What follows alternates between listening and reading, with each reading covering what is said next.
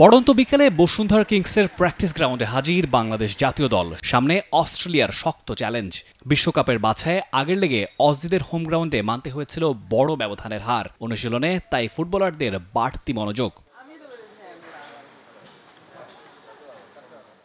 Kings এরানায় আগামী 6 June বিশ্বকাপ বাছাইয়ের ম্যাচে অস্ট্রেলিয়ার বিপক্ষে বিকেল 4:45 মাঠে নামবে টিম বাংলাদেশ।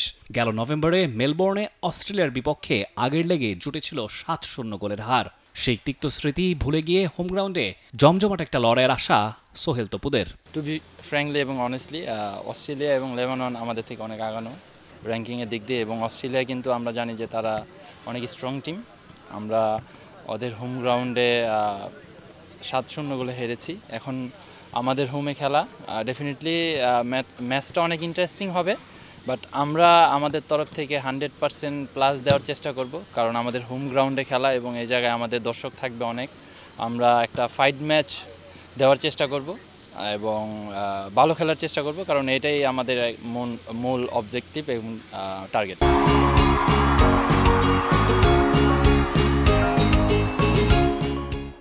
এখানে বাড়তি সুবিধা আমাদের ওয়েদার, ইভেন মাঠ, সব কিছু মিলে, ইভেন সাপোর্টার, এটা আমি মনে করি আমাদের একটা বাড়তি একটা সাপোর্ট দিবে।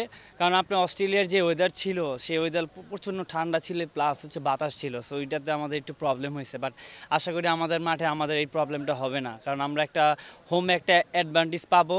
সো ওই অ্যাডভান্টেজটা আমরা নিতে চাবো, কারণ অস্ট্রেলিয়ার সাথে, কারণ ওরা আমাদের ছোট ছোট মিস্টেকগুলো ওরা চাবে 100% করতে, আর আমরাই চাবো যে ছোট মিস্টেকগুলো ওদের সাথে যেন না হয়। প্যালেস্টাইনের সাথে যে ম্যাচ খেলছি বাংলাদেশের মাঠে, আপনি দেখেন আমরা লাস্ট মোমেন্টে যে একটা সিলি মিস্টেকে আমরা গেছি, ম্যাচ থেকে ছিটকে গেছি। বাট আপনি ওভারঅল যদি আপনি ম্যাচ দেখেন, আমাদের টিম কিন্তু খুব ভালো ফুটবল খেলছে। এমনও সিচুয়েশন হয়েছে যে ম্যাচটা জিতার মতো ফুটবল আমরা খেলছি, কারণ আমরা অনেকগুলা চান্স ক্রিয়েট করছি, বাট আমরা সেটা অ্যাভেল করতে পারিনি। বাট আমি মনে করি প্যালেস্টাইনের সাথে আমরা যেই ফুটবল খেলছি, আমরা ভালো ফুটবল খেলছি। এ মাঠে ফিলিস্তিন ও লেবাননের মতো অপেক্ষাকৃত শক্তিশালী দলের বিপক্ষে শেয়ানে লড়াই করেছিল বাংলাদেশ।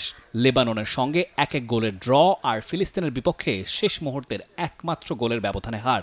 সাম্প্রতিক পারফরমেন্স বিবেচনায় নিঃসন্দেহে বড় সাফল্য হাভিয়ের কাবরেরার দলের। অজিদের বিপক্ষে বড় হারের ট্রমাটা দূর করতে শক্তপোক্ত থাকা চাই দলের রক্ষণভাগ আর গোলকিপিং। তবু তারেকদের অনুশীলনটা তাই টিকে থাকার লড়াইয়ের। মিতুল মার্মা, মেহেদী হাসান শ্রাবণরাও মনোযোগী নিজেদের ঝালিয়ে নিতে। দেখেন, আপনার ন্যাশনাল টিম এরকম একটা জায়গা, এই জায়গায় আপনার যে ভালো পারফরমেন্স করবে সেই থাকবে। আর জিকো দেখেন আমাদের বাংলাদেশের জন্য সে লাস্ট 4 to 5 ইয়ার কিন্তু যথেষ্ট পরিমাণ সাপোর্ট করেছে আমাদের, এবং he is one of the কি প্লেয়ার। তো এখন এই জায়গায় আমার কাছে মনে হয় যে অবশ্যই আমরা সবাই মিস করবো, বাট এন্ড অফ দ্য ডেতে আপনার কে পারফর্ম করেছে এবং কারা খেলেছে লিগে, তাদেরকেই কিন্তু আপনার কোচ এবং ম্যানেজমেন্ট ডিসাইড করেছে, চুজ করেছে। তো ডেফিনেটলি যারা আছি আমরা এখন ন্যাশনাল টিমে, তারা তাদের সেরাটা দেওয়ার চেষ্টা করব। আমাদের মূল টার্গেটটাই হলো যেন আমরা গোল কনসিড না করি। যত সময় আমরা গোল কনসিড না করব, তত সময় কিন্তু আমাদের মাঠে আপনারা দেখেছেন প্যালেস্তাইনের সাথে আমরা 95 মিনিটে গোলকে হেরেছি। তো ডেফিনেটলি আমরা আমাদের প্রিভিয়াস যদি রেকর্ড ধরেন, আমরা কিংস এরেনায় আমাদের রেকর্ড ভালো।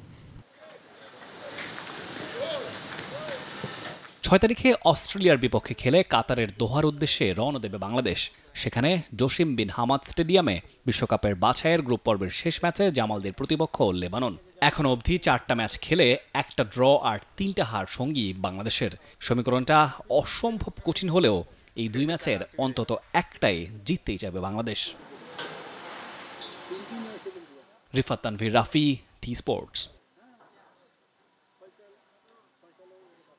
For more updates, subscribe to our YouTube channel and click on the bell icon. Follow us on Facebook and Instagram. Download T-Sports app to enjoy exciting games and highlights. Visit tsports.com.